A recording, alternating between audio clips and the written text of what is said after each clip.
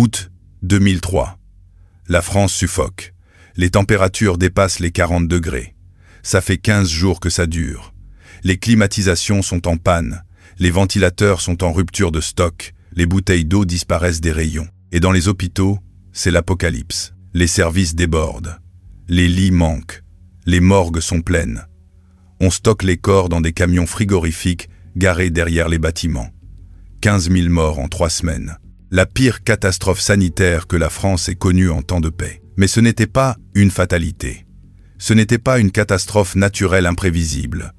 C'était le résultat de choix, de négligence, d'un système qui a abandonné ses plus vulnérables au moment où ils en avaient le plus besoin. Ceci est l'histoire de la canicule de 2003, racontée depuis l'intérieur des hôpitaux, par ceux qui ont vu, par ceux qui ont essayé, par ceux qui n'ont pas pu sauver tout le monde. Début août 2003. Docteur Alain Cariou, urgentiste à l'hôpital Saint-Antoine à Paris. 52 ans, 25 ans de métier. Il a vu des accidents de la route, des fusillades, des attentats. Il pense avoir tout vu. Le 4 août au matin, il arrive à l'hôpital pour sa garde. Il fait déjà 28 degrés. À 8 heures du matin, il transpire dans sa voiture. Pas de clim. Elle est en panne depuis une semaine, comme beaucoup d'autres. Il se gare. Il entre dans l'hôpital. Et là, il comprend que quelque chose ne va pas. La salle d'attente des urgences est bondée. Il y a des gens partout, assis, debout, allongés sur des brancards dans les couloirs. Des personnes âgées, pour la plupart. Ils ont l'air mal en point. Il demande à l'infirmière de garde ce qui se passe. Elle le regarde. Elle a les yeux rouges. Elle n'a pas dormi. On est débordé depuis cette nuit. Les appels n'arrêtent pas. Des malaises, des chutes, des déshydratations, que des vieux. Alain enfile sa blouse. Il commence sa tournée.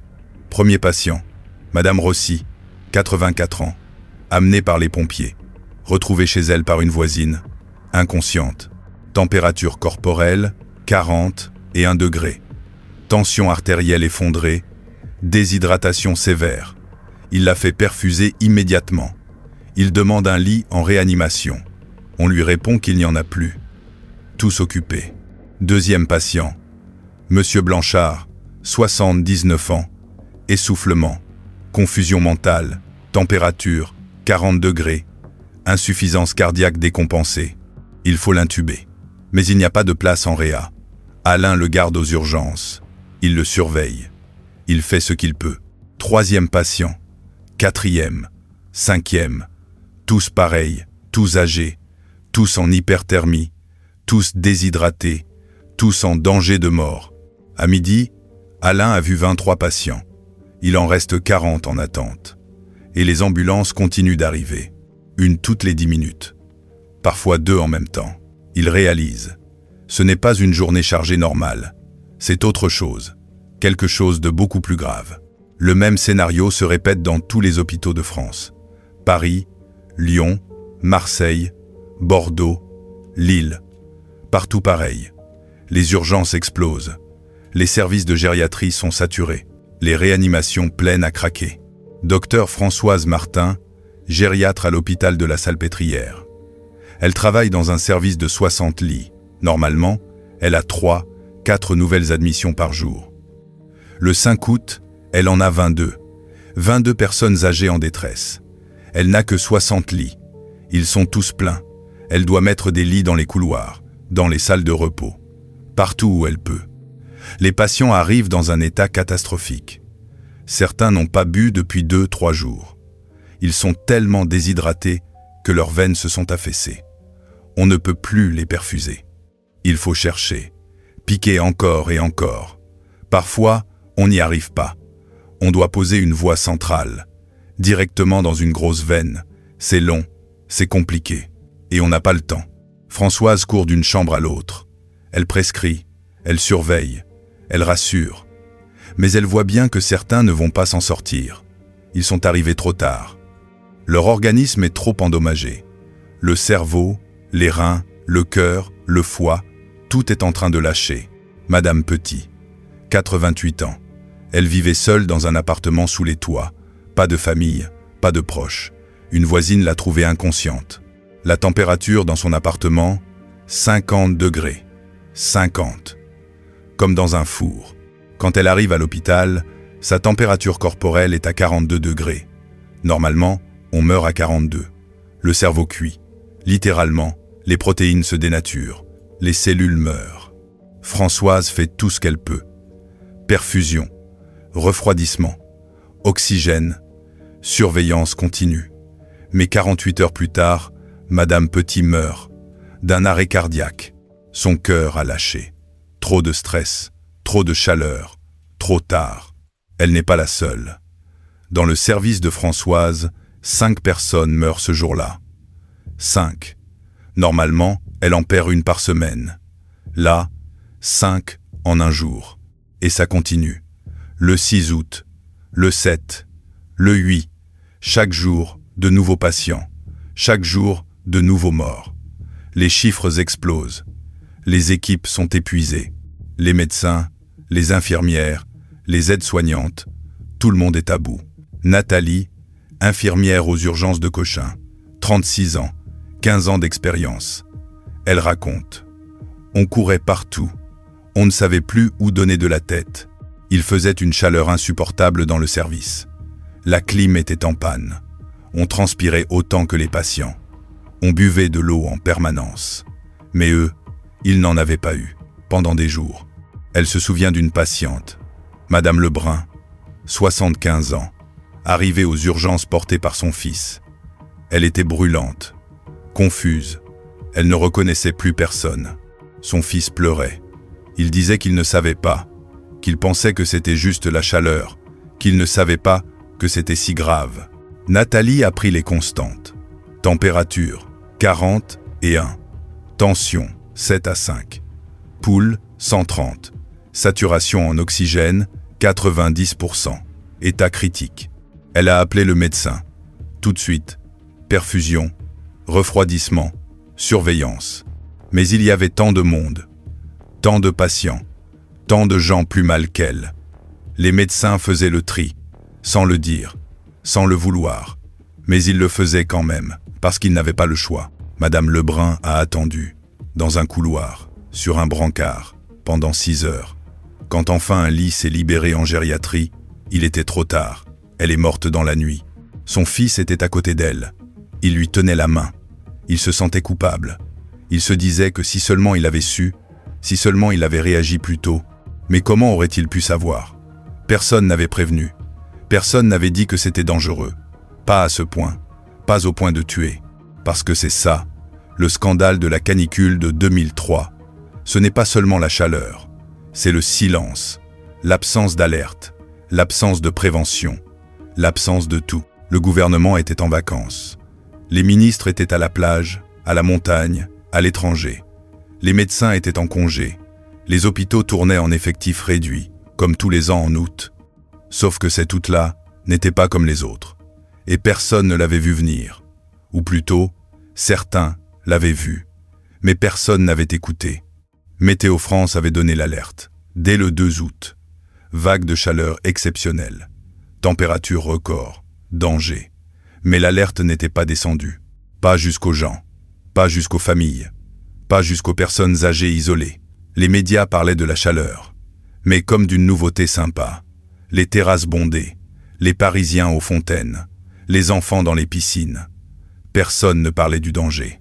Personne ne disait que les vieux pouvaient mourir. Et ils mouraient. Par centaines. Par milliers. Dans leurs appartements. Dans les maisons de retraite. Dans les hôpitaux. Docteur Patrick Pelloux, président de l'Association des médecins urgentistes de France. Il était de garde à l'hôpital Beaujon le 10 août. Ce jour-là, il a eu une révélation. Il regardait les chiffres, les admissions, les décès, et il a compris. C'était une catastrophe sanitaire, de l'ampleur d'une épidémie. Peut être pire. Il a appelé les journalistes. Il a sonné l'alarme. Il a dit « Les gens meurent. Par centaines. Il faut faire quelque chose. Tout de suite. » Mais c'était le 15 août. Jour férié. Le pays était à l'arrêt. Les ministres étaient toujours en vacances. La réaction a été lente. Trop lente. Le 10 à 8 août, enfin, le gouvernement réagit. Plan blanc déclenché. Rappel des personnels en congé, ouverture de lits supplémentaires. Mais c'était trop tard. Le pic était passé. Les morts s'accumulaient déjà. Dans les morgues, c'était l'horreur. Elles étaient conçues pour 20, 30 corps. Là, il y en avait 100, 150, 200. On ne savait plus où les mettre. On a réquisitionné des camions frigorifiques, des entrepôts. Le marché de Rungis à Paris a servi de morgue provisoire. Les familles cherchaient leurs morts. Elles faisaient le tour des hôpitaux, des morgues. Elles regardaient des listes, des photos. Elles cherchaient un visage, un nom, leur mère, leur père, leur grand-mère. Certaines ne les ont jamais retrouvées. Tellement il y avait de confusion, tellement il y avait de corps.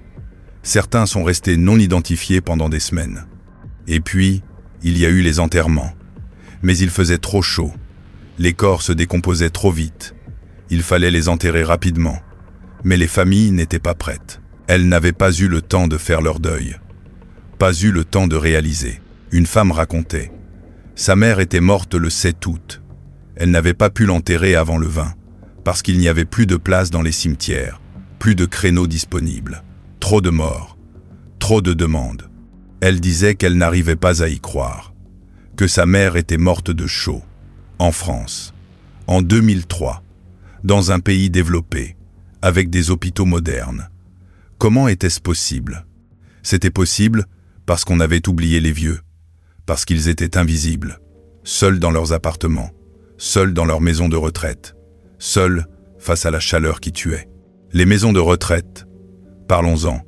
Beaucoup n'avaient pas de climatisation, pas de système de refroidissement, pas de protocole canicule. Les résidents cuisaient dans leurs chambres. Certains établissements ont eu jusqu'à 30% de décès en 2 semaines. 30%, une aide-soignante témoignait. Elle travaillait dans un EHPAD en banlieue parisienne.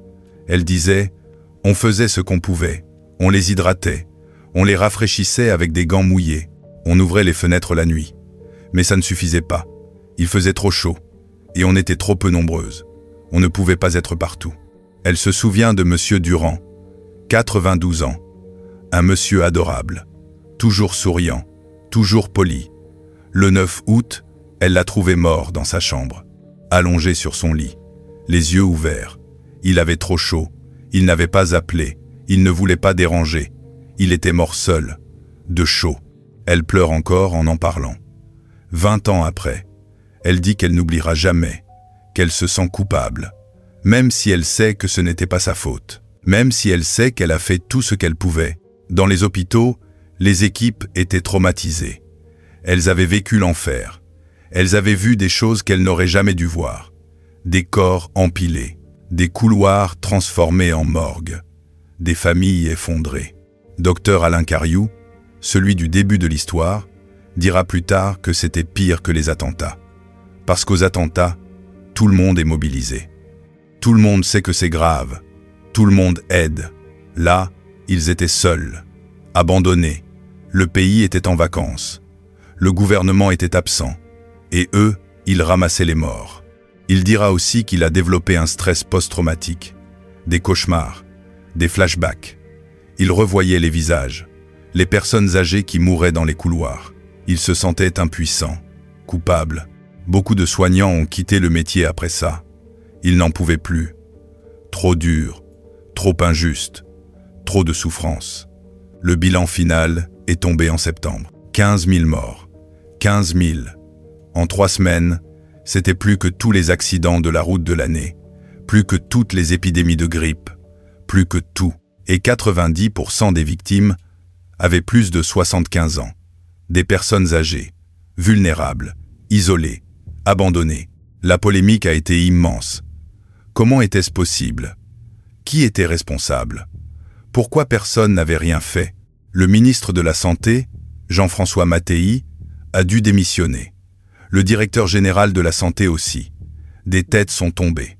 Des rapports ont été commandés. Des commissions d'enquête créées. On a cherché des coupables. On en a trouvé. Mais au fond, tout le monde était coupable. Le gouvernement qui était en vacances. Les médias qui n'avaient pas alerté. Les familles qui n'avaient pas vérifié. La société qui avait oublié ses vieux. Parce que c'est ça, le vrai scandale de 2003. Pas la chaleur, pas les 15 000 morts, mais le fait que ces morts étaient évitables, totalement évitables. Si on avait écouté les alertes, si on avait prévenu les gens, si on avait mobilisé les moyens, si on avait vérifié que les personnes âgées allaient bien, combien seraient encore en vie? 10 000, 12 000, 15 000? Après la canicule, tout a changé. La France a créé le plan canicule, un système d'alerte par niveau, des protocoles dans les hôpitaux, dans les maisons de retraite, des registres de personnes vulnérables, des appels systématiques en cas de chaleur. Maintenant, quand il fait chaud, on le sait. Les médias en parlent, le gouvernement communique, les mairies appellent les personnes âgées isolées, les maisons de retraite déclenchent leurs protocoles, les hôpitaux se préparent, et ça marche. En 2019, la France a connu une canicule encore plus intense qu'en 2003. Les températures ont dépassé les 46 degrés, record absolu, mais il y a eu beaucoup moins de morts, parce qu'on était préparé, parce qu'on avait appris, au prix de 15 000 vies. Docteur Françoise Martin, la gériatre de la Salpêtrière, est toujours en poste. Elle a 70 ans maintenant. Elle aurait dû partir à la retraite. Mais elle continue. Elle dit qu'elle doit ça aux patients de 2003, à ceux qu'elle n'a pas pu sauver. Chaque été, quand les températures montent, elle pense à eux. À Madame Petit, à Monsieur Blanchard, à tous ces visages qu'elle n'a jamais oubliés. Elle dit que maintenant, c'est différent, que les moyens sont là, que les protocoles fonctionnent. Mais elle dit aussi qu'il ne faut jamais baisser la garde, que les vieux sont toujours vulnérables, toujours invisibles, toujours à risque d'être oubliés. Nathalie, l'infirmière de Cochin, a changé de service. Elle travaille maintenant en gériatrie. Elle dit que c'est sa façon à elle de continuer le combat, de s'occuper de ceux que la société oublie. Patrick Pelloux continue de militer pour plus de moyens pour l'hôpital, pour une meilleure prise en charge des personnes âgées, pour que 2003 ne se reproduise jamais. 21 ans après, la canicule de 2003 reste dans les mémoires, surtout dans les hôpitaux. Ceux qui l'ont vécu ne l'oublient pas. Ils portent ces morts, ces visages, ces noms. Ils se souviennent de la chaleur, de l'odeur dans les services, de la sueur, de l'épuisement, du sentiment d'impuissance face à la mort qui frappe encore et encore. Mais ils se souviennent aussi de la solidarité, des équipes qui se sont serrées les coudes, qui ont tenu malgré tout, qui ont sauvé des vies, des milliers de vies, parce que sans eux, sans leur dévouement, sans leur combat, le bilan aurait été encore pire. La canicule de 2003 a été un électrochoc pour la France. Elle a révélé nos failles, nos négligences, notre capacité à oublier les plus vulnérables. Mais elle a aussi montré notre capacité à réagir, à apprendre, à changer. Aujourd'hui, quand il fait chaud, on pense aux vieux, on les appelle, on vérifie qu'ils vont bien, on leur apporte de l'eau, on les rafraîchit. Ce sont des gestes simples, des gestes qui sauvent des vies. Parce que c'est ça, la leçon de 2003. Les catastrophes ne sont pas toujours naturelles. Parfois, elles sont humaines.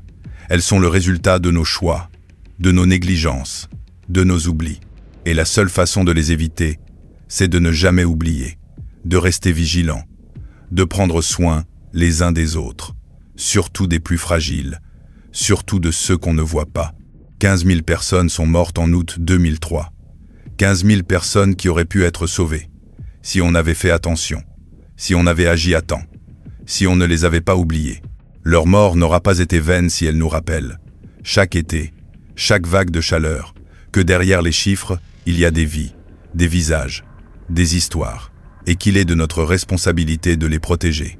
Si vous avez des témoignages sur la canicule de 2003, si vous étiez soignant, patient, ou si vous avez perdu quelqu'un, partagez votre histoire dans les commentaires. Et abonnez-vous pour nous aider à atteindre 1000 abonnés. Chaque like et chaque commentaire compte vraiment. Merci d'être là.